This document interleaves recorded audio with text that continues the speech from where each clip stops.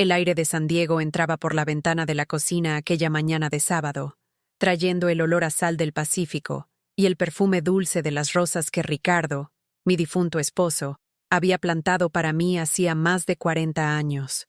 Era nuestro ritual. En el aniversario de su partida, siempre me despertaba antes que el sol, preparaba un café negro y fuerte, exactamente como a él le gustaba, y bajaba al garaje. Era allí donde la parte más viva de él aún respiraba, encapsulada en metal rojo, cereza y cuero blanco. El Ford Mustang de 1966 no era solo un coche, era la materialización de una promesa, el testigo silencioso de toda nuestra vida juntos. Recuerdo el día en que lo trajo a casa, el motor rugiendo como un animal satisfecho. «Para mi Elena», dijo, con esa sonrisa que desarmaba cualquier preocupación, «para que nunca olvides lo libres que somos cuando estamos juntos». Y nunca lo olvidé. En ese coche, llevamos a nuestros hijos recién nacidos a casa desde el hospital. Viajamos por la costa en perezosas tardes de verano. Lloramos la pérdida de nuestros padres y celebramos cada pequeña victoria que la vida nos ofreció. El garaje era mi santuario. El olor a aceite, gasolina y polvo se mezclaba con el recuerdo de su perfume, creando una atmósfera que calmaba mi alma. Cada herramienta en el banco de trabajo estaba exactamente donde él la dejó. La mancha de grasa en el suelo de cemento contaba una historia. Al sostener la fría llave del coche en la palma de mi mano, sentía el peso de todos esos recuerdos. Pero esa mañana, algo era diferente.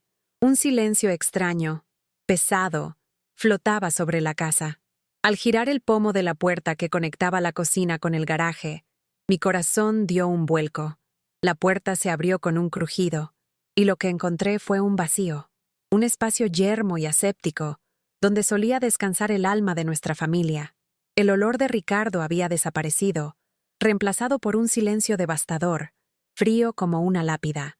Mis ojos recorrieron el espacio, buscando, negando, hasta que se posaron en un trozo de papel blanco doblado sobre el banco de herramientas.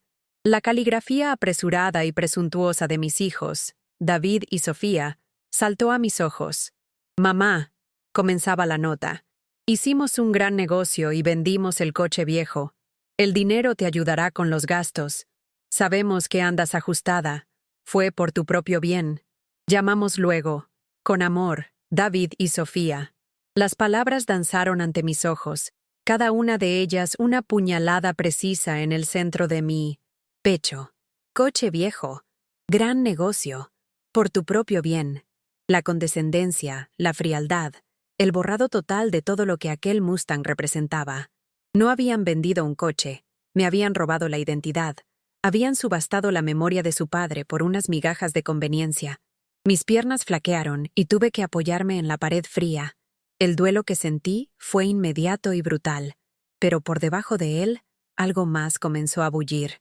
Una furia helada, lúcida y cortante. Me veían como una carga, una viejecita sentimental apegada a una reliquia inútil. Y en ese silencio ensordecedor del garaje vacío, donde el legado de Ricardo había sido sustituido por la traición de nuestros propios hijos, no lloré. Respiré hondo, el aire frío llenando mis pulmones, y la profesora de historia que fui durante 30 años despertó. Habían subestimado a la mujer que enseñó sobre imperios que caen por arrogancia y sobre revoluciones que nacen del silencio. Acababan de cometer el mayor error de sus vidas. Nos gustaría sentir tu presencia en este preciso momento. Por favor, escribe en los comentarios desde qué ciudad nos estás viendo y qué hora es allí ahora. Quiero saber hasta dónde llega mi voz. Aún de pie en el frío garaje, la nota de mis hijos temblaba en mi mano. El fino papel parecía tan frágil y al mismo tiempo tan pesado como una lápida. El eco del espacio vacío era un grito silencioso que resonaba dentro de mí. Afuera, el sol de California comenzaba a calentar el asfalto y podía oír el sonido distante de un cortacésped, el ladrido de un perro, los ruidos banales de un mundo que seguía girando, indiferente a la implosión de mi propia existencia. Cada detalle de aquel espacio ahora me agredía. La mancha de aceite donde solía descansar el motor del Mustang era una herida abierta en el cemento. El gancho en la pared, donde colgaba la llave de repuesto, un dedo esquelético apuntando a la nada. Mis dedos, temblorosos y fríos, marcaron el número de David. El teléfono sonó 1, 2, 3 veces. Podía imaginármelo perfectamente. En su despacho de abogados con vistas a la bahía, vistiendo un traje caro, el teléfono vibrando sobre el escritorio de caoba pulida. Era la personificación del éxito que Ricardo y yo siempre habíamos soñado para nuestros hijos, pero en algún punto del camino, la ambición había corroído su alma, reemplazando la compasión por una especie de eficiencia brutal. «¿Mamá?», respondió, su voz cargada de impaciencia, el sonido de papeles siendo hojeados. De fondo, intenté hablar, pero mi voz era un hilo, un susurro que apenas lograba escapar de mi garganta. «David, el coche», conseguí decir. Hubo una pausa, seguida de un suspiro largo y condescendiente, un sonido que conocía demasiado bien. Era el sonido que hacía cuando tardaba en entender una aplicación en el móvil o cuando repetía una historia. «Mamá, no tengo tiempo para esto ahora», dijo, su voz cortante. «Ya lo explicamos en la nota. Fue un negocio excelente. El dinero ya está transferido a tu cuenta. Piénsalo como una ayuda, una forma de garantizar que no pases dificultades. Necesitas ser práctica. Era solo un montón de metal viejo acumulando polvo y gastos». Cada palabra era dicha con una lógica fría, calculada para hacerme sentir tonta, irracional, una niña sentimental. No me estaba escuchando, me estaba gestionando, como si yo fuera un activo problemático en su cartera. «Pero era de tu padre», insistí, con la voz quebrada. «Papá habría estado de acuerdo», replicó demasiado rápido, una defensa ensayada. Era un hombre práctico. Él querría que estuviera segura y no apegada a cosas. «Mamá, tengo una reunión importante. Hablamos el fin de semana. Usa el dinero para algo útil». Y con eso, la llamada terminó. El silencio que siguió fue más violento que cualquier grito. No solo había justificado el robo, había profanado la memoria de su propio padre para hacerlo. Me quedé allí, con el teléfono mudo en la mano, sintiendo el peso aplastante de ser una carga, una reliquia inconveniente en la vida perfectamente planeada de mi propio hijo. Colgar con David fue como si me hubieran cerrado la puerta en la cara. Mi siguiente llamada, a Sofía, fue como caminar conscientemente hacia un abismo, con la tonta esperanza de encontrar un fondo blando. Me aferré a una última chispa de esperanza, el recuerdo de mi hija como una niña dulce que hacía collares de margaritas en el jardín. Esa niña, sin embargo, había sido sepultada hacía mucho tiempo bajo capas de botox, ropa de diseño y una necesidad desesperada de validación social. Cuando respondió, el sonido de música ambiental y conversaciones animadas se filtró por la línea. «Mamá, qué sorpresa», dijo, con una voz afectado y alegre. «Estoy aquí en el spa con las chicas. Día de desintoxicación. Deberías venir un día de estos. Te haría un bien tremendo». La frivolidad en su voz era tan disonante con mi dolor que me provocó una náusea física. Forcé las palabras a salir. «Sofía, el Mustang». «¿Qué habéis hecho?». Su suspiro fue diferente al de David. Fue más dramático, teatral. El suspiro de alguien cuya tarde perfecta había sido interrumpida por un inconveniente. «Ay, mamá, por favor, no vamos a estropear el día con eso», se quejó. «Hicimos lo que era mejor para ti. Ese coche era peligroso, viejo. Y apenas salías con él. Piensa en todo el dinero que vamos a ahorrar en seguro y mantenimiento». Hablaba como si me estuviera concediendo un favor inmenso. Como si su codicia fuera, en 1900, realidad, un acto de generosidad filial. Fue entonces cuando asestó el golpe final, con una naturalidad que rompió lo que quedaba de mi corazón. Y la mejor parte es que se quedó en la familia. Se lo vendimos a la tía Carmen. Siempre le encantó, ya sabes. Lo cuidará súper bien. Se puso tan contenta, mamá. Tenías que haberla visto. La doble traición me golpeó como un puñetazo en el estómago. Mi propia hermana. La mujer que creció a mi sombra, siempre codiciando lo que era mío. De repente, oí que la voz de Sofía se alejaba del teléfono. «Chicas, esperad un segundo. Es mi madre, poniéndose súper sentimental por un coche viejo que vendimos. Pobrecita, se apega a todo». Oí risitas ahogadas al otro lado. Me había puesto en altavoz. Yo era, en ese momento, el entretenimiento de sus amigas ricas y aburridas. Una anécdota. La viejecita dramática. La humillación me quemó la cara, más caliente que cualquier lágrima. Ya no era una madre a la que le faltaban el respeto. Era un espectáculo de circo. Colgué el teléfono sin decir una palabra. La mano me temblaba tanto que el aparato se me resbaló y cayó al suelo con un golpe sordo. El sonido de mi última ilusión haciéndose añicos. Pasé el resto de la tarde en un estado de letargo, vagando por la casa como un fantasma.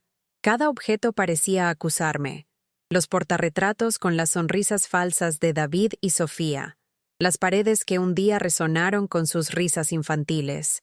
Me senté en el porche delantero, en el viejo columpio de madera que Ricardo construyó. El barrio estaba en plena actividad de sábado. Niños montaban en bicicleta, parejas paseaban a sus perros, y al otro lado de la calle, mi vecina, la señora Gable, estaba recibiendo invitados para lo que parecía ser una pequeña fiesta en el jardín. Observaba la escena con un distanciamiento surrealista, como si viera una película sobre una vida que ya no era mía. Fue entonces cuando lo oí, un rugido familiar, profundo y gutural, que hizo que se me erizara cada pelo del cuerpo. Por un segundo delirante, pensé que lo estaba imaginando, que mi dolor estaba conjurando fantasmas, pero el sonido se hizo más fuerte, más cercano, y entonces apareció al final de la calle, el Mustang rojo cereza, brillando bajo el sol de la tarde, tan hermoso y majestuoso como lo recordaba. Mi corazón dio un salto de esperanza salvaje. ¿Habría sido todo una pesadilla? ¿Se habrían arrepentido? Pero entonces vi quién estaba al volante. Mi hermana, Carmen. Llevaba unas gafas de sol enormes, un pañuelo de seda ondeando en el pelo y una sonrisa de triunfo presuntuosa en el rostro. Conducía despacio, saboreando el momento, asegurándose de que todos en la calle la vieran, y no se detuvo en mi casa. Cruzó la calle y aparcó frente a la casa de la señora Gable, justo en medio de la fiesta. Las conversaciones cesaron. Todos se giraron para mirar. Carmen salió del coche como una estrella de cine, pasando la mano por la carrocería reluciente. ¿No es una belleza?, la oí decir en voz alta a los invitados. Se lo compré a mi hermana, Elena. Ya no le daba uso, pobrecita. Decidí darle un buen hogar a esta joya. Miró directamente a mi porche, a mí, y me hizo un pequeño saludo, un gesto cargado de toda una vida de envidia finalmente saciada. Los vecinos miraron de Carmen a mí, sus rostros una mezcla de curiosidad, vergüenza y pena. Me quedé paralizada en el columpio, expuesta, humillada delante de todos. Mi dolor más íntimo se había convertido en un espectáculo público, un chisme de barrio, servido con canapés y limonada. Mi santuario, el recuerdo de mi amor, era ahora el trofeo de la victoria de mi hermana. Me retiré al interior de la casa, cerrando la puerta a las miradas compasivas y al sonido de la risa victoriosa de Carmen. El silencio de mi casa, que antes era pacífico, ahora era opresivo, cómplice de mi soledad. Caminé hasta el pequeño despacho de Ricardo, una habitación que mantenía exactamente como él la había dejado. El polvo danzaba en los haces de luz que entraban por la persiana, y el olor a libros viejos y aceite de máquina todavía flotaba en el aire. Mis hijos y mi hermana veían el coche como un objeto, un valor monetario, un símbolo de estatus. No entendían que, para Ricardo, aquel Mustang era más que eso. Era una obra de arte, la cúspide de su pasión y de su genio silencioso. Pasaba horas en el garaje, no solo reparando, sino mejorando, estudiando, modificando. Hablaba con ese motor como si fuera una criatura viva. «No te entienden, Elena», me decía, limpiándose la grasa de las manos. «Ven lo que está en la superficie. Pero nosotros sabemos lo que hay bajo el capó, ¿verdad? El recuerdo de su voz, de su sabiduría tranquila, actuó como un bálsamo y al mismo tiempo, como un catalizador. La tristeza que me paralizaba comenzó a transformarse en algo diferente, una claridad fría y afilada. Me habían juzgado débil, senil, una viejecita sentimental que podían manipular. Me habían despojado de mi alegría, de mi historia, y me habían exhibido como una tonta ante el mundo. El amor incondicional de madre, que durante tanto tiempo me cegó a su codicia, finalmente se hizo añicos. Habían cruzado una línea que no tenía retorno.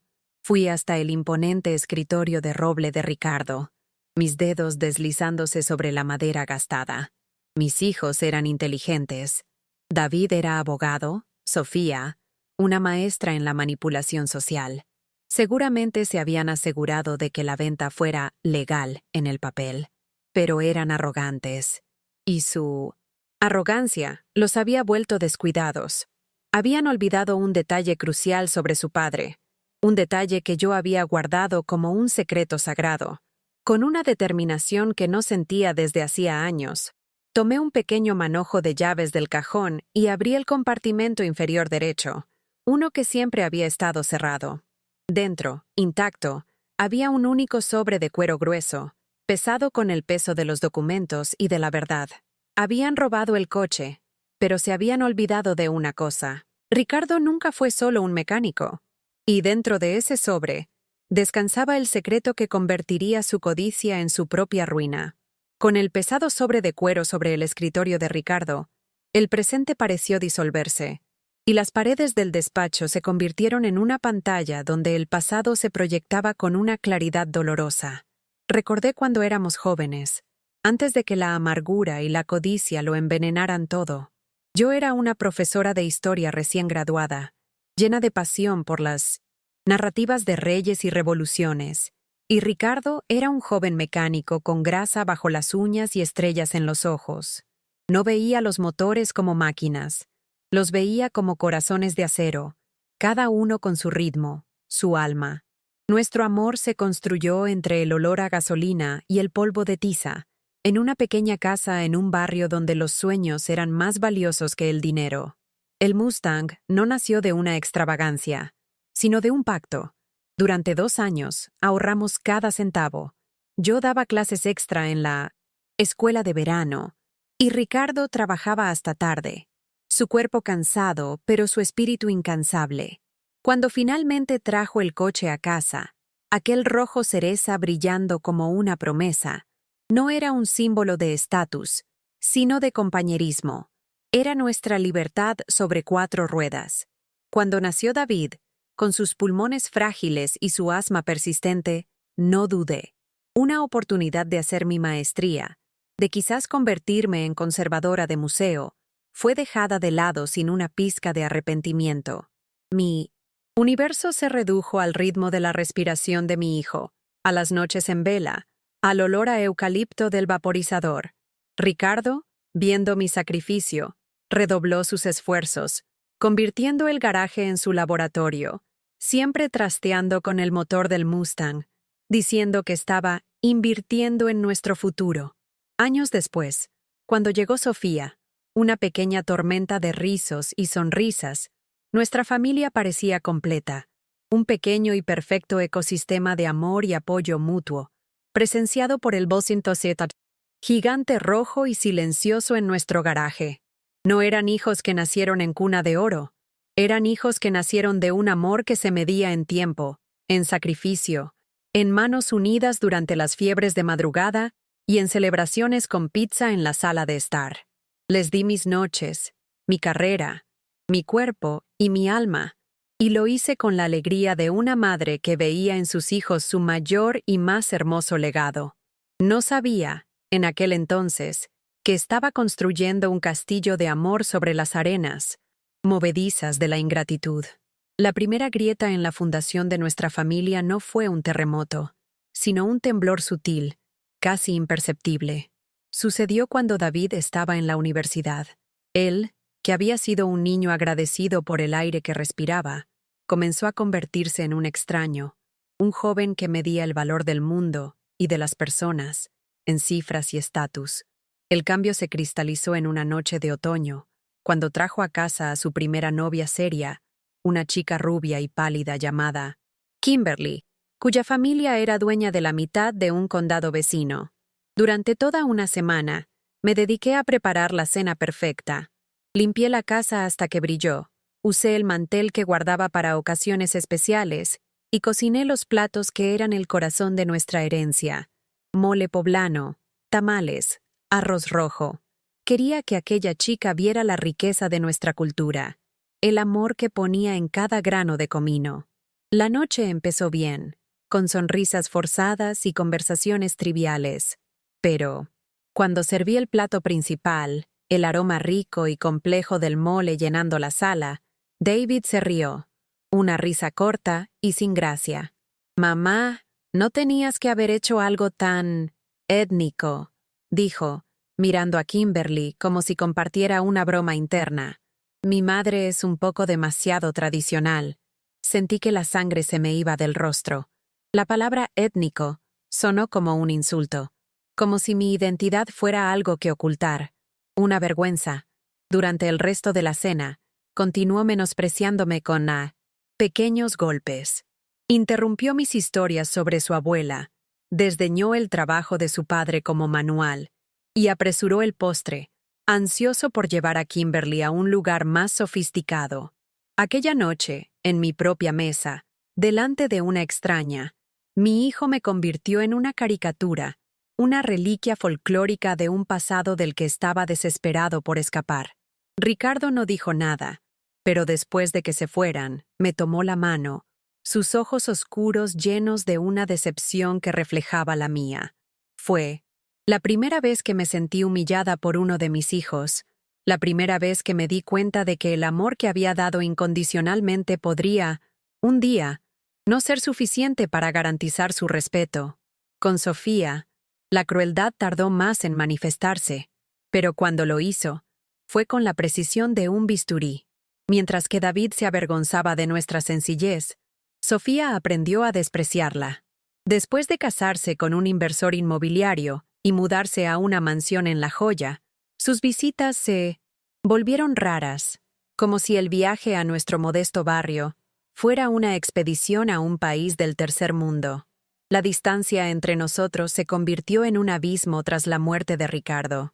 Yo estaba ahogada en el duelo, y ella me ofrecía soluciones prácticas, como vender la casa y mudarme a una comunidad de lujo para personas mayores, donde no daría problemas.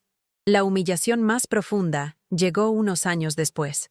Sofía estaba dando una gran fiesta benéfica en su casa, un evento que saldría en 1900. Las columnas sociales locales. Insistió en que fuera. Ingenuamente pensé que era un gesto de inclusión, de cariño. Me puse mi mejor vestido, me arreglé el pelo y llegué sintiendo un nerviosismo que no era mío. La realidad, sin embargo, fue brutal. No era una invitada. Era un accesorio, una prueba de que ella era una buena hija. Me saludó en la puerta con un beso al aire, e inmediatamente me condujo a un rincón aislado del jardín. «Mamá, quédate aquí, ¿sí? Toma un poco de champán. No quiero que canses a los invitados con tus historias tristes sobre papá, ¿de acuerdo? Es una noche feliz». Me quedé sentada en una silla dura durante casi una hora, observándola flotar entre sus amigos ricos y poderosos, riendo y brillando, mientras yo me sentía invisible. Fue entonces cuando, fingiendo buscar el baño, pasé junto a un grupo de mujeres con las que conversaba animadamente. Oí a mi hija, mi niñita, decir con voz afectada: «Es un sacrificio, ¿sabes? Tengo que traerla. Si no, la gente piensa que soy una hija horrible. Pero, sinceramente, es un peso. Una boca extra de la que preocuparse y se niega a ser práctica y vender esa casa que se cae a pedazos. Un peso. Una boca extra». En ese momento, bajo el brillo de las lámparas de cristal y el sonido de risas falsas, ya no era una madre. Era un ítem en la lista de obligaciones de mi hija, una carga que debía ser tolerada a cambio de una imagen pública impecable. Volví a mi rincón, Cogí mi bolso y salí por la puerta de atrás, sin que nadie notara mi partida. Y luego estaba Carmen, mi hermana menor, la sombra que me acompañó toda la vida. Nuestra infancia fue una competencia silenciosa que solo ella parecía estar jugando. Yo era la que sacaba las mejores notas, la que los chicos invitaban a bailar, la que se casó con Ricardo, un hombre que no solo la amaba, sino que la adoraba. El matrimonio de Carmen, en cambio, fue con un hombre amargado que la abandonó después de 5 años, dejándola con más deudas que recuerdos. Nunca me perdonó mi felicidad. Su envidia era un veneno de acción lenta, administrado en pequeñas dosis a lo largo de décadas. Eran los cumplidos con una crítica incrustada. Tu jardín es precioso, Elena. Debes de tener mucho tiempo libre. Eran las falsas preocupaciones. ¿No crees que un coche tan viejo y potente como el Mustang es peligroso para una mujer de tu edad? Después de la muerte de Ricardo, su envidia encontró un terreno fértil en mi duelo. Sus visitas se hicieron más frecuentes. Inspeccionaba mi casa con ojos de depredador. Codiciaba todo lo que representaba la vida que ella creía merecer. Mis muebles, las joyas que Ricardo me regaló y, sobre todo, el Mustang. Para ella, el coche no era un símbolo de mi amor por Ricardo. Era el premio máximo, la prueba tangible de una vida mejor que le había sido robada. Daba vueltas alrededor del coche en el garaje, pasando los dedos por la pintura, su mirada una mezcla de deseo y resentimiento. «Deberías venderlo, Elena», decía, con voz melosa. «Es demasiado para que lo cuides tú. Deja que otra persona lo disfrute, alguien que realmente lo usaría». Veía lo que estaba haciendo, pero estaba demasiado cansada por el dolor para luchar. Nunca imaginé, ni en mis peores pesadillas, que se aliaría con mis propios hijos para arrancármelo. Su alianza no se forjó en el amor por mí, sino en el desdén compartido. Mis hijos me veían como una carga financiera y emocional. Carmen me veía como la guardiana de un tesoro que creía que era suyo por derecho. Juntos, encontraron la excusa perfecta para justificar su crueldad, disfrazando la codicia y la envidia como preocupación por mi bienestar. Eran 3 buitres sobrevolando lo que creían que era una presa débil y moribunda. De vuelta al presente, el peso del sobre de cuero en mis manos parecía anclarme, sacarme del pantano de recuerdos dolorosos. El polvo en el despacho de Ricardo danzaba en la luz, y sentí su presencia allí conmigo, tranquila y fuerte como siempre. Abrí el cierre metálico del sobre. El olor a papel viejo y tinta de impresora llenó el aire. Dentro no estaba solo el título de propiedad del coche, como esperaba. Había mucho más. Una serie de documentos, planos del motor dibujados a mano con la precisión de un ingeniero, correspondencia con sellos de Detroit y Alemania, y fotografías. Fotos de un Ricardo más joven, en mono de trabajo, junto a hombres de traje y corbata, todos sonriendo, con el Mustang de fondo, pero un Mustang ligeramente diferente, con detalles que solo un ojo atento notaría.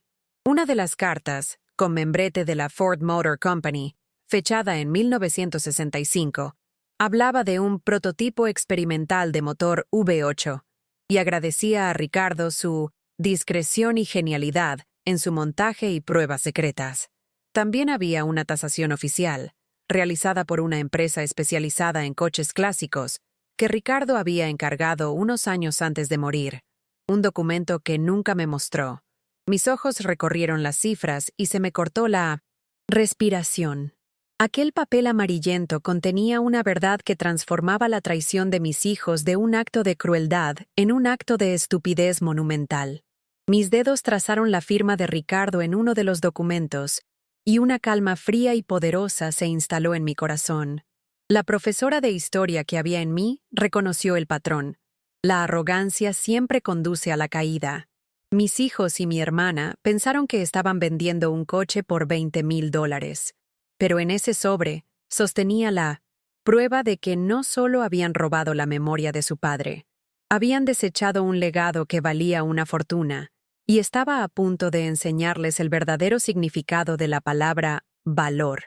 El fin de semana que siguió a mi descubrimiento fue el más largo y paradójicamente, el más lúcido de mi vida. El duelo que me había envuelto como una espesa niebla durante años finalmente se disipó, reemplazado por una claridad cortante, un propósito frío e inquebrantable. No derramé ni una lágrima más. El dolor se había cristalizado en determinación. Pasé el sábado y el domingo encerrada en el despacho de Ricardo, no como una viuda de luto, sino como una general preparándose para la batalla. Esparcí los documentos del sobre de cuero sobre la gran mesa de roble, la misma mesa donde Ricardo había pasado innumerables noches dibujando sus sueños. Leí y releí cada palabra, cada cláusula, cada nota a pie de página. La profesora de historia que había en mí, entrenada para encontrar patrones y verdades en textos antiguos, devoró aquellas páginas. No estaba simplemente leyendo sobre un coche. Estaba descifrando el último acto de amor y protección de mi esposo. Él sabía, de alguna manera, que la codicia podría un día intentar borrar su legado, y había dejado atrás un mapa, una fortaleza de papel y tinta. El domingo por la tarde, con una calma que me sorprendió a mí misma, hice la primera llamada.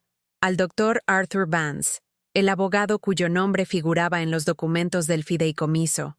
Era un viejo amigo de Ricardo de los tiempos del ejército, un hombre al que no había visto en casi 30 años.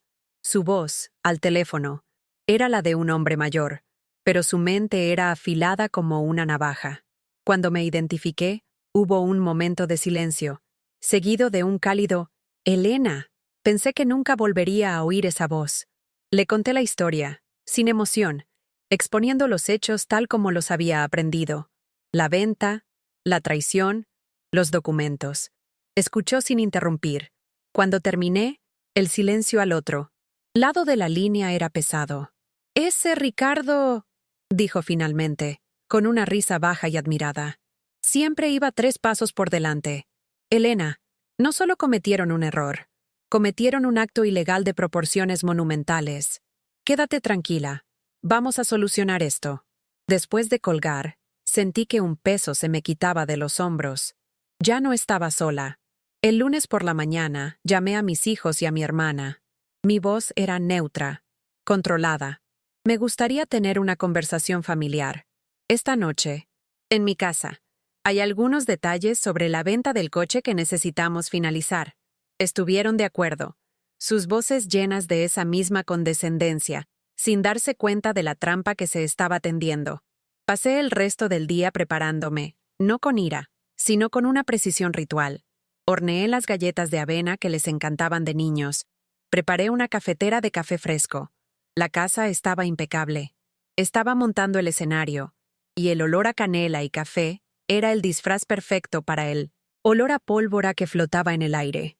Llegaron puntualmente a las 7, juntos, como una pequeña manada de depredadores seguros de su posición en la cima de la cadena alimenticia. David, con su maletín de cuero y su aire de abogado importante, entró primero, mirando ya su reloj. Sofía le siguió, flotando en una nube de perfume caro, su rostro una máscara de preocupación ensayada. Y por último, Carmen, vistiendo una chaqueta de cuero que era una imitación barata de los asientos del Mustang, una sonrisa de superioridad grabada en sus labios. Se sentaron en el sofá de la sala, el mismo sofá donde, años atrás, les leía cuentos antes de dormir. La ironía era tan densa que casi podía tocarla. Creían que esta era otra intervención, otro intento de lidiar con la viejecita sentimental. Sus miradas intercambiadas lo decían todo. Acabemos con esto de una vez. Serví café en mis mejores tazas de porcelana y les ofrecí las galletas en un plato. Sofía cogió una, mordisqueó el borde y comentó: «Mamá, tienes que deshacerte de estas tazas. Son tan anticuadas». David, impaciente, carraspeó: «Mamá, agradecemos el café, pero tengo una cena de negocios». ¿Qué era tan urgente? Carmen permaneció en silencio, solo observando, sus ojos brillando con un triunfo mal disimulado. Dejé que el silencio se prolongara un momento, observándolos. Vi la codicia en los ojos de David, la vanidad en los de Sofía, la envidia en el rostro de Carmen. y no sentí nada más que una fría lástima. Eran prisioneros de sus propias debilidades, tan cegados por ellas que no podían ver a la mujer que estaba sentada frente a ellos. Ya no era la madre que podían silenciar con un suspiro o intimidar con palabras complicadas. Era la guardiana de un secreto, la ejecutora de un plan trazado mucho antes de esa noche. Y ellos, en su arrogancia, habían entrado en mi casa desarmados, pensando que el poder todavía les pertenecía. «Os he llamado aquí», comencé, mi voz tranquila y nivelada, el tono de una profesora, dirigiéndose a una clase indisciplinada, «porque procedisteis con la venta de un bien que era muy importante para mí y para vuestro padre, y me gustaría entender el razonamiento detrás de ello». David bufó. «Mamá, ya hemos hablado de esto. Fue una decisión práctica. El coche estaba parado, devaluándose». «¿Devaluándose?», interrumpí con una ceja arqueada. Fue la primera vez que rompí mi papel pasivo, y la sorpresa en sus rostros fue visible. Ignoré su reacción y continué, mi mirada fija en un punto en medio de la sala, como si estuviera recitando una lección memorizada hace mucho tiempo. «En ese coche», dije, mi voz ganando fuerza, «Ricardo os trajo a los dos a casa desde la maternidad. David, tu silla de bebé estaba sujeta con un cinturón especial que tu padre adaptó, porque eras muy pequeño y frágil. Sofía, vomitaste helado de fresa en el asiento trasero de camino a un picnic, y tu padre pasó toda la tarde limpiándolo, riendo, diciendo que era tu primer trabajo de pintura. En Minto, ese coche, os llevamos a vuestro primer día de colegio. Fuimos a partidos de fútbol, a recitales de ballet. Era nuestra cápsula del tiempo, el único lugar donde éramos solo nosotros cuatro, protegidos del mundo». Mi voz no era suplicante, era fáctica, la voz de una historiadora presentando pruebas irrefutables de un pasado que se habían esforzado tanto por olvidar. Sofía desvió la mirada, visiblemente incómoda. David apretó la mandíbula. «Todo eso es muy sentimental, mamá, pero no cambia los hechos», dijo con voz dura. «Exacto», asintió Carmen hablando por primera vez. «Son solo recuerdos. El coche es real. Y ahora es mío». Me volví hacia ella lentamente, y por primera vez esa noche, mi mirada fue directa y cortante. «¿De verdad lo crees?», pregunté suavemente. Luego me levanté. Fui al despacho de Ricardo y volví con el sobre de cuero. Lo coloqué en la mesa de centro con un golpe suave, pero que sonó como un trueno en la silenciosa habitación. «Habláis de hechos», dije, volviendo a mi sitio. «Pues vamos a los hechos». La atmósfera en la habitación cambió instantáneamente. El olor a café y galletas fue reemplazado por la tensión metálica del miedo. El sobre de cuero en la mesa de centro parecía pulsar con una energía propia. David, el abogado, lo reconoció por lo que era, el presagio de una complicación, una variable que no había previsto en su cálculo arrogante. Sus ojos se entrecerraron, la fachada de impaciencia sustituida por una repentina cautela. «¿Qué es esto?», preguntó. No respondí directamente. En su lugar, abrí el sobre y comencé a sacar los documentos, uno por uno, colocándolos sobre la mesa como un jugador de póker revelando sus cartas. Primero, las fotografías de Ricardo con los ejecutivos de Ford. Después, los planos del motor, con sus complejas anotaciones. A continuación, las cartas con el membrete oficial. «Vuestro padre no era solo un mecánico de barrio», dije, con voz baja y firme. «Era un genio, un inventor discreto. En los años 60, colaboró en un proyecto secreto con un pequeño equipo de ingenieros de Ford. Estaban probando un nuevo tipo de motor, más potente, más eficiente. Un motor que nunca llegó a la producción en masa. Solo se construyeron 3 prototipos. Uno explotó durante una prueba. El otro fue desmontado por la empresa. Hice una pausa, dejando que la información flotara en el aire. Los 3 me miraban fijamente, sus rostros una mezcla de confusión e incredulidad. Entonces, cogí el último documento. La tasación oficial, encuadernada en una funda de plástico transparente. La deslicé por la mesa hasta que se detuvo justo delante de ellos. Y el tercero, dije, ha estado aparcado en mi garaje durante 50 años. El silencio que siguió fue absoluto. Vi el momento exacto en que sus ojos encontraron la cifra al final de la página. $1.500.000. La reacción fue un espectáculo grotesco. El rostro de Sofía se contorsionó en una máscara de horror y deseo. Carmen soltó un sonido, ahogado, como si la hubieran apuñalado. Pero fue David quien tuvo la reacción más reveladora. La sangre desapareció de su rostro y su cuerpo se puso rígido. No solo estaba viendo el dinero perdido. Él, el abogado, estaba viendo la magnitud del error profesional y legal que había cometido. Fue entonces cuando finalmente les dirigí las palabras que había estado ensayando en mi mente. No vendisteis un coche viejo, dije, cada palabra cayendo como una piedra. Vendisteis el sueño de vuestro padre, por una miseria, movidos por la codicia y la falta de respeto. Y Carmen, mi mirada se fijó en ella. Tú no compraste un coche, compraste la prueba final de tu envidia y pagaste el precio de chatarra por un tesoro. La bomba había sido detonada, y los escombros de su arrogancia llenaban la habitación. El silencio fue roto por un gemido agudo de Sofía. $1.500.000, susurró, con la mano en el pecho, como si la cifra fuera un dolor físico. Nosotros lo vendimos por 20.000. Su voz se apagó en un sollozo de rabia y desesperación. Carmen, por su parte, estaba pálida como la cera. Fue una venta legal. Tengo los papeles. Elena estuvo de acuerdo, tartamudeó, mirando a David en busca de apoyo. Pero David no la miraba a ella. Me miraba a mí, sus ojos de abogado recorriendo frenéticamente los documentos sobre la mesa, su mente calculando las ramificaciones. ¿Dónde está el título de propiedad firmado por mamá?, preguntó, con voz tensa. Fue mi señal para el golpe de 1900. Gracias. Esa es la pregunta más interesante. ¿No es así, David? Respondí tranquilamente. Verás, tu padre era un hombre muy cuidadoso. Sabía el valor de lo que tenía, no solo el valor financiero, sino el valor como legado.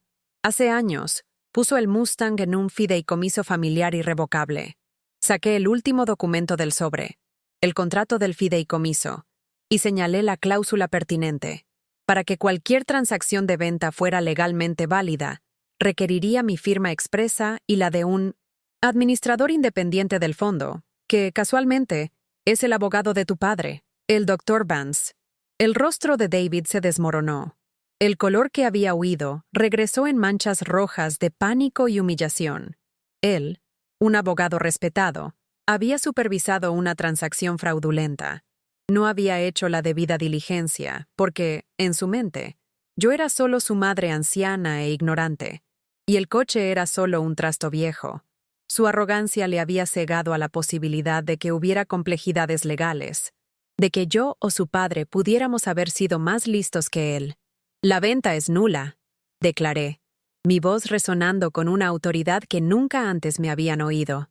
Me levanté, el gesto señalando el final de la reunión. El coche será devuelto a este garaje.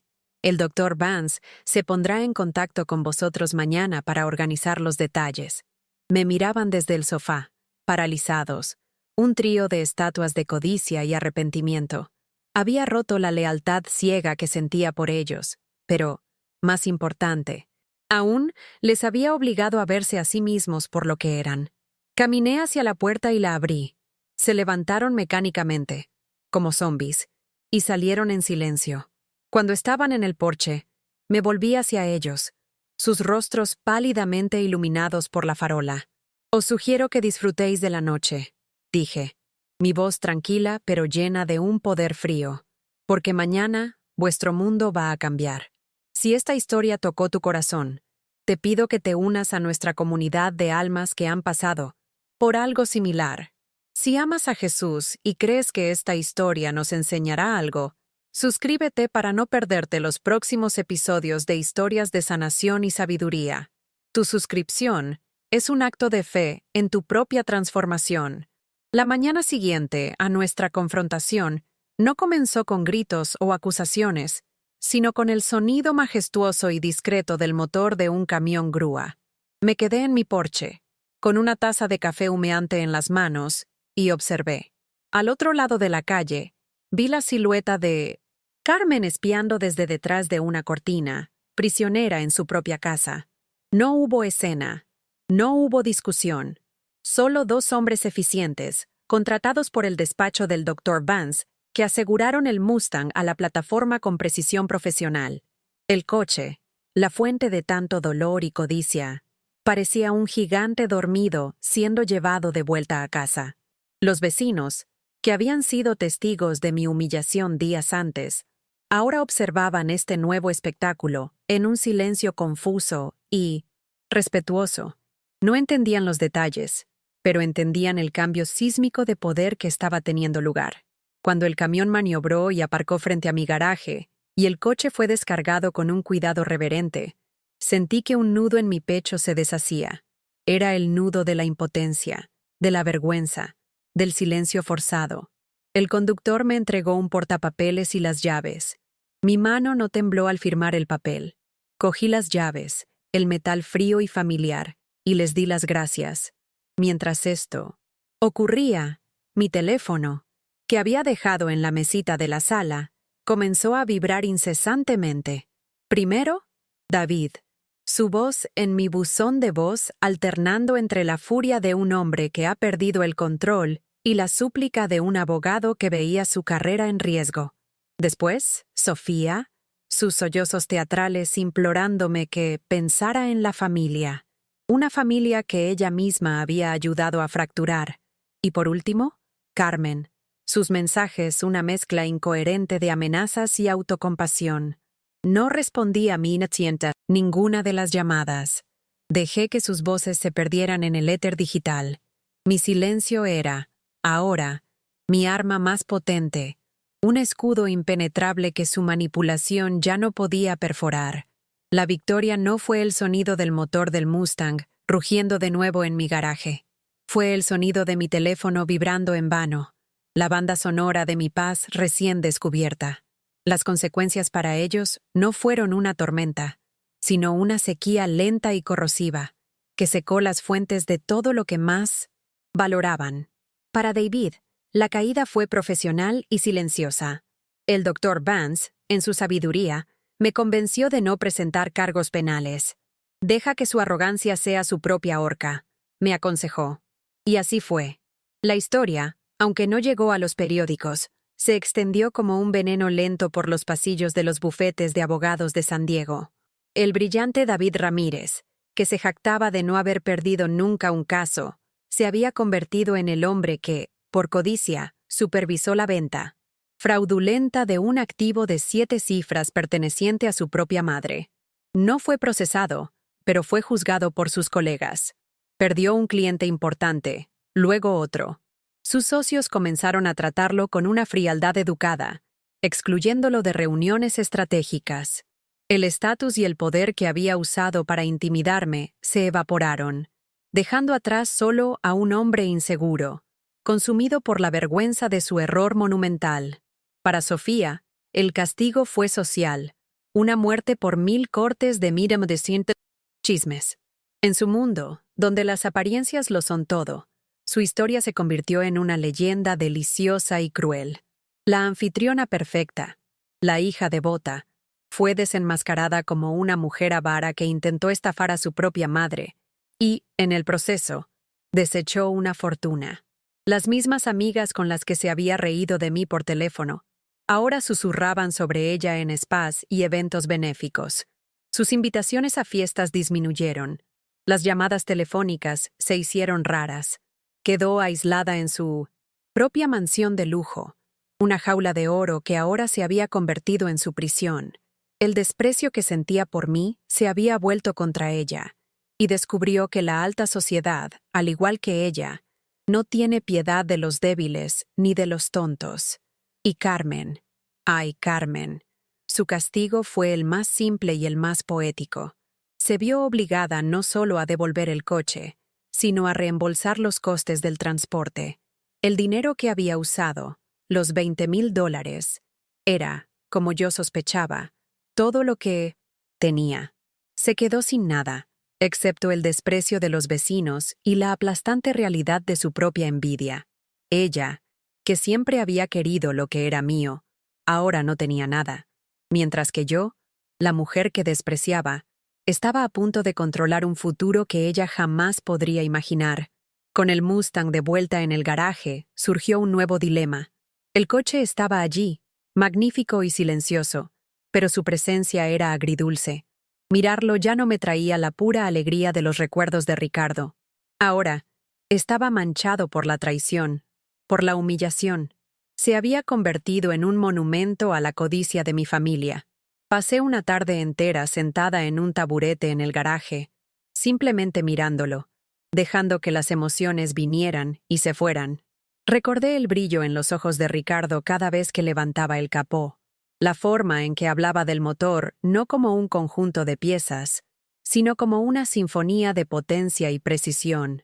Y fue en ese momento de reflexión silenciosa que la verdad se me reveló. El verdadero legado de Ricardo no estaba en ese objeto, por muy raro y valioso que fuera. Estaba en el genio que lo creó, en la pasión que lo movió, en el espíritu de innovación y en la generosidad que siempre lo definieron. Mantener ese coche encerrado en mi garaje sería como enjaular el espíritu de mi marido. Sería un acto de egoísmo, un apego al pasado que me impediría construir un futuro. Aquel Mustang había sido una fuente de alegría, luego un arma de humillación, y ahora, veía, podría ser una herramienta de transformación. Para honrar verdaderamente a Ricardo y para liberarme por completo de las cadenas de aquel trauma, necesitaba dejar ir el coche, pero, esta vez, sería en mis términos. La decisión se formó en mi mente, clara e inquebrantable. No lo vendería para comprar lujos para mí. Transformaría el símbolo de su codicia en un motor de esperanza para otros. Subastaría la obra maestra de Ricardo y usaría su valor para sembrar los sueños de una nueva generación, de genios como él. La subasta fue un evento que a Ricardo le habría encantado y, al mismo tiempo, despreciado. Tuvo lugar en una prestigiosa casa de subastas en Monterrey, un lugar donde el aire olía a dinero viejo y cuero caro. La sala estaba llena de hombres ricos con trajes bien cortados y mujeres elegantes con joyas que brillaban bajo las luces intensas. Veían el Mustang como un activo, un objeto de colección, una forma de diversificar su cartera. Discutían sobre caballos de fuerza, números, de chasis y potencial de revalorización. Sentada discretamente al fondo de la sala con el Dr. Vance a mi lado, yo veía algo completamente diferente. Veía las noches en que Ricardo llegaba a casa con las manos cubiertas de grasa y una sonrisa cansada pero satisfecha. Veía los sacrificios que hicimos, el amor y la esperanza que se vertieron en cada tornillo y cada pieza de ese motor. Cuando el Mustang fue revelado en el escenario giratorio, un silencio de admiración se apoderó de la sala. Era, innegablemente, una obra de arte. La luz danzaba en su pintura rojo cereza y parecía vivo, pulsando con una historia que nadie allí, excepto yo, conocía de verdad. El subastador comenzó, y las cifras subieron rápidamente, una escalada vertiginosa de cientos de miles a millones. Cada puja era una validación del genio de mi marido. No sentí ni una pizca de tristeza o pérdida. En cambio, sentí una paz profunda, una sensación de justicia poética. El valor que mis hijos habían descartado por $20,000 estaba siendo reconocido por el mundo. Cuando el martillo finalmente cayó, en una cifra que superó incluso la tasación más optimista, una ronda de aplausos llenó la sala. No lloré. Solo sonreí, una sonrisa silenciosa para Ricardo. El dinero no era el final de la historia, era el principio. Con los fondos de la subasta, nació la Fundación Ricardo Ramírez. Guiada por el Dr. Vance y una pequeña junta que ayudé a formar, la misión de la fundación era clara y directa: financiar íntegramente la educación universitaria de jóvenes talentosos y de bajos ingresos que desearan seguir carreras en ingeniería mecánica. Transformamos el legado de metal de Ricardo en un legado de oportunidad. Mi vida cambió por completo. Vendí la casa grande, con sus recuerdos dolorosos y sus habitaciones vacías, y me mudé a un apartamento luminoso y aireado, con vistas al océano en Coronado. Cambié la jardinería por la filantropía. Mis mañanas ya no estaban llenas del silencio de la soledad, sino de reuniones, de la lectura de ensayos de estudiantes llenos de sueños, de llamadas telefónicas con decanos de universidades. Yo, que había sido tratada como una carga invisible, me convertí en la fuerza motriz detrás de una organización que estaba cambiando vidas activamente. En cuanto a David, Sofía y Carmen, el último paso de mi liberación fue un acto final de desapego. Les envié a cada uno una carta, certificada y formal. La carta no contenía recriminaciones ni ira. Simplemente informaba, de manera sucinta, la creación de la Fundación Ricardo Ramírez en honor a su padre y declaraba mi deseo de no tener más contacto.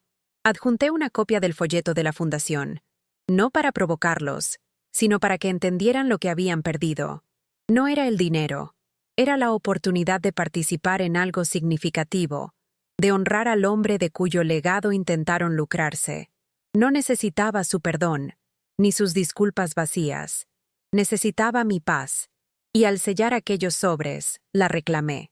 Mis hijos viven, en casas enormes, llenas de cosas caras y de un silencio ensordecedor que, imagino, debe estar lleno del eco de su arrepentimiento. Persiguieron el valor de las cosas y, en el proceso, perdieron el valor de todo. Yo, por otro lado, vivo en este pequeño lugar, con la brisa del mar como compañía y el sonido de mis propias elecciones llenando mis días. La ventana de mi sala enmarca la inmensidad del océano, un recordatorio constante de que el mundo es mucho más grande que las pequeñas prisiones que construimos para nosotros mismos. A veces, recibo cartas de estudiantes becados. Me cuentan sobre sus proyectos, sus esperanzas, sobre cómo la oportunidad que recibieron cambió el curso de sus vidas. Hablan de Ricardo con una reverencia que mis propios hijos nunca tuvieron. En esas cartas, mi esposo está más vivo que nunca. El dolor de la traición, que un día fue una herida abierta, ahora es una cicatriz pálida. Un recordatorio no del dolor, sino de la fuerza que descubrí en mí misma. Hoy, no tengo el lujo que ellos tanto persiguen. No tengo un garaje con un tesoro escondido, pero me despierto cada mañana con un propósito. Tengo el respeto de jóvenes que nunca he conocido y, lo más importante, he recuperado el respeto por mí misma. Y eso, ya nadie me lo quita. Pasaron 2 años. El tiempo, que antes se arrastraba en una monotonía gris de soledad, ahora volaba, lleno de un propósito que rejuvenecía mi alma. Aquella noche, estaba en el salón de baile de un hotel con vistas a la bahía de Minnow, San Diego, en la segunda gala anual de la Fundación Ricardo Ramírez. El ambiente era el polo opuesto a las fiestas tensas y pretenciosas de mi hija. Aquí, el aire no vibraba con la ostentación de la riqueza, sino con la energía contagiosa de la gratitud y la esperanza. El sonido de risas genuinas se mezclaba con discusiones animadas sobre termodinámica y diseño de chasis. Los invitados no eran magnates y socialites, sino estudiantes brillantes con ojos soñadores, profesores universitarios, apasionados y pequeños empresarios de la industria automotriz que creían en nuestra misión. Yo misma me sentía una persona diferente. Había cambiado mis cardigans descoloridos por un vestido azul marino elegante, pero sencillo. Mi postura, antes encorvada por el peso de la decepción, ahora era erguida. Me movía por el salón no como una anfitriona nerviosa, sino como la matriarca orgullosa de una familia inmensa y ruidosa que yo misma había elegido.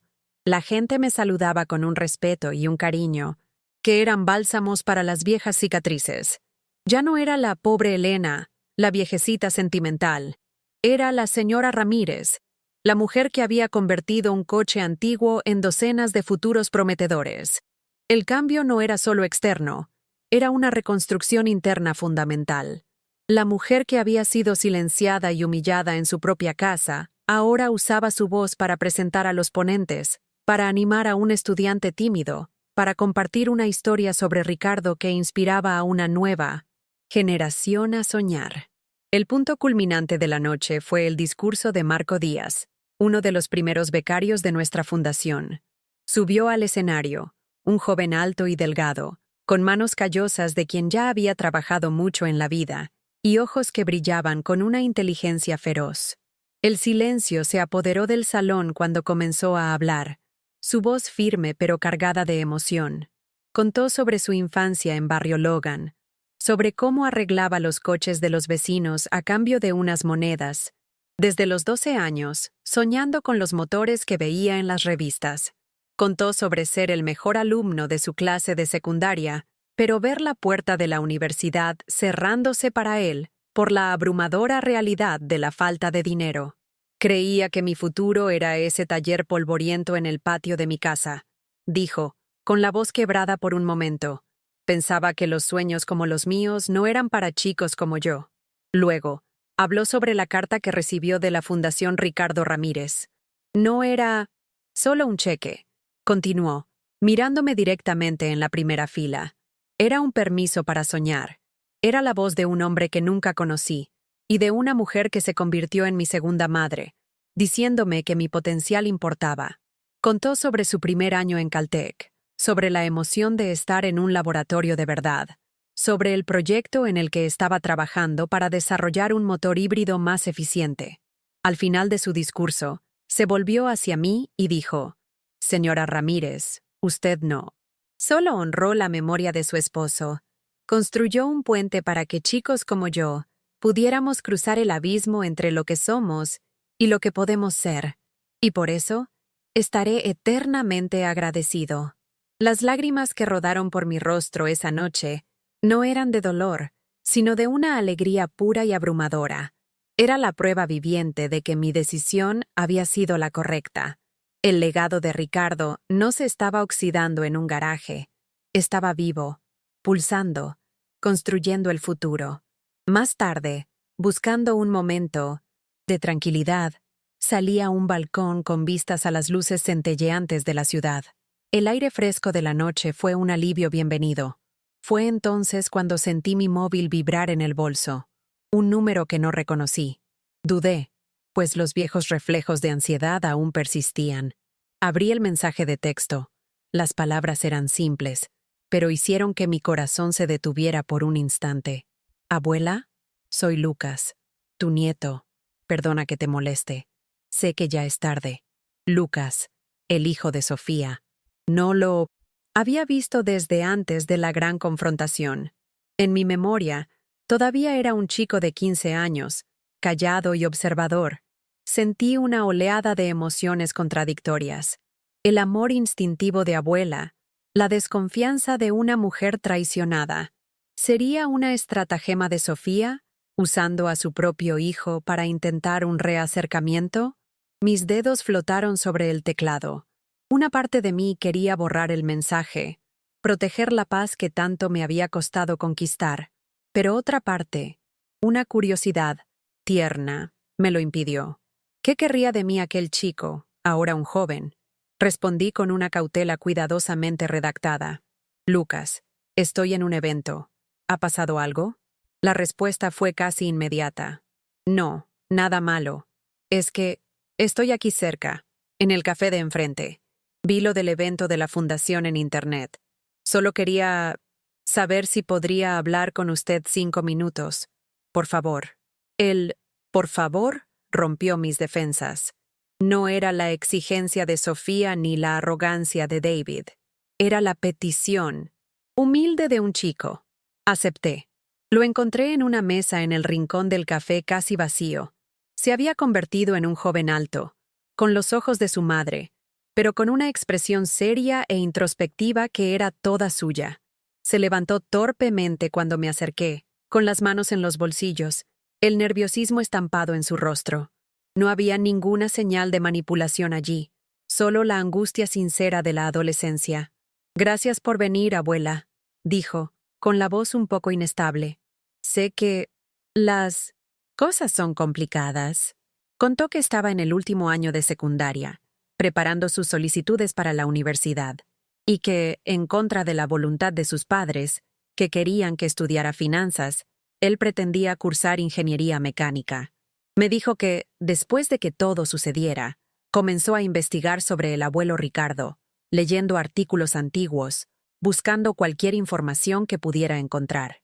Se había quedado fascinado. Lo que hicieron estuvo mal, dijo, mirando sus propias manos sobre la mesa. No hablan de ello, pero la casa vive en un silencio pesado. Siempre están enfadados, siempre tristes, y todo gira en torno al dinero, el dinero que perdieron. Levantó los ojos hacia mí, y lo que vi allí fue una claridad desoladora. No quiero ser como ellos, abuela. Quiero construir cosas, no romperlas. En ese momento, no era el hijo de Sofía, la personificación de mi dolor. Era solo Lucas, un joven intentando encontrar su propio camino, buscando una conexión con Coe, la única parte de su herencia que no estaba manchada por la codicia. No le ofrecí palabras de consuelo fáciles, ni aproveché la oportunidad para criticar a sus padres. La nueva Elena no necesitaba eso. En cambio, le ofrecí lo único de valor que me quedaba por dar. La verdad, aderezada con sabiduría. Tus padres tomaron sus decisiones, Lucas, dije suavemente, y tendrán que vivir con ellas.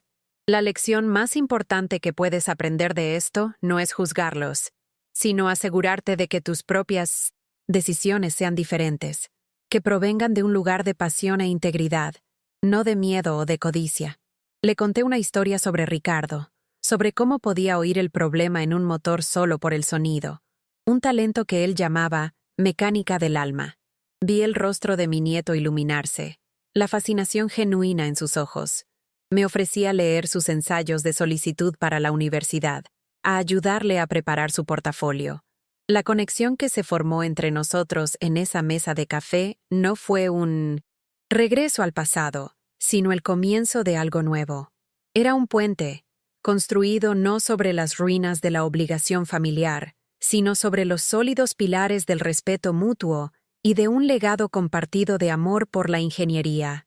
Cuando nos despedimos, me dio un abrazo rápido y un poco torpe. Gracias, abuela, susurró. De verdad. Al verlo marcharse, supe que el ciclo de dolor se había roto. Regresé al salón de baile justo a tiempo para ver a los últimos invitados despedirse. La energía de la noche todavía flotaba en el aire. El Dr. Vance, mi viejo amigo y mi roca, se acercó a mí con una sonrisa cansada. Ricardo estaría rebosante de orgullo esta noche, Elena, dijo, apretando mi hombro. Un grupo de estudiantes se acercó, envolviéndome en una conversación animada sobre un nuevo diseño de pila de combustible. En ese círculo de jóvenes brillantes e idealistas, sentí una sensación de pertenencia que no había experimentado en décadas. No era una abuela solitaria en una casa vacía. Era el centro de una comunidad vibrante. Una familia forjada no por la sangre, sino por un propósito común. Eran mis hijos y nietos de espíritu, y el amor y el respeto que me daban eran incondicionales, ganados no por derecho de nacimiento, sino por acciones. La soledad que antes era mi compañera constante había sido desterrada, reemplazada por un rico tapiz de conexiones humanas genuinas. Finalmente entendí que la familia no es algo que se hereda pasivamente, sino algo que se construye activamente, cada día, con actos de confianza, apoyo y amor. Y mi nueva familia era vasta, ruidosa, brillante y hermosa. Cuando la noche finalmente terminó, caminé hacia el aparcamiento. El aire frío me envolvió, limpiando los últimos vestigios de la excitación de la noche. Llegué a mi coche. No un clásico llamativo, sino un sedán moderno, plateado y discreto, fiable, seguro. Un coche para una mujer que sabe a dónde va. No cargaba con el peso de la historia como el Mustang. En cambio, representaba la serena promesa del futuro. Abrí la puerta y me senté en el asiento del conductor. El olor a coche nuevo aún flotando ligeramente en el aire. Era un olor a reinicio. Era lo opuesto al olor a aceite y recuerdos de mi antiguo garaje. Era el perfume de mi nueva vida. Una vida que no estaba definida por un hombre, por muy maravilloso que fuera, ni por hijos, por muy amados que hubieran sido un día. Esta era una vida que me pertenecía por completo, Una vida construida a partir de mi propia resiliencia, de mi propio coraje para reescribir la narrativa. Ya no era un personaje secundario en la historia de nadie. Era la protagonista de la mía. Antes de arrancar el motor, mis dedos encontraron el llavero. Allí, junto al mando a distancia de plástico negro de mi nuevo coche, colgaba una única llave de metal, gastada y plateada. La llave original del Ford Mustang de 1966. Pasé el pulgar sobre las ranuras y el metal frío. Durante tanto tiempo, esa llave representó un dolor punzante, la materialización de una pérdida y una traición profundas. Pero esa noche, sosteniéndola, sentí algo diferente. Ya no era un fantasma, era una reliquia. Era la semilla de metal de la que había brotado toda mi nueva vida. Representaba el genio de Ricardo. Sí, pero también representaba mi propia fuerza para transformar un arma de humillación en una herramienta de creación. Era la prueba de que las cosas más dolorosas de la vida pueden, a veces, convertirse en los catalizadores de nuestra mayor transformación. Era un recordatorio de que el verdadero valor de algo no reside en su precio de mercado o en su rareza, sino en la historia que nos permite contar y en el futuro que nos permite construir. La guardé no como un apego al pasado, sino como un tributo al viaje. Encendí el motor, el sonido suave y silencioso del coche moderno llenando el espacio. Salí del aparcamiento y tomé la carretera a lo largo de la costa. A mi izquierda, la oscuridad infinita del Océano Pacífico. A mi derecha, las luces de la ciudad, donde había vivido, amado, sufrido y finalmente, renacido. Miré mi reflejo en el espejo retrovisor. Durante años, la mujer que me devolvía la mirada era una extraña. Una figura pálida, con ojos tristes, cuyos bordes parecían disolverse en el paisaje. Una mujer que se había vuelto invisible para los demás porque primero se había vuelto invisible para sí misma. Pero la mujer en el espejo esa noche era diferente. Había plata en su pelo, sí, y las líneas en su rostro contaban la historia de sus 7 décadas. Pero sus ojos ya no estaban vacíos. Brillaban con las luces de la ciudad, con propósito, con una paz duramente ganada. Había una fuerza en su mandíbula y una leve sonrisa en sus labios. Una sonrisa que venía de dentro. Tardé mucho en reconocerme en el espejo, pero hoy, finalmente, veo a la mujer en la que me he convertido.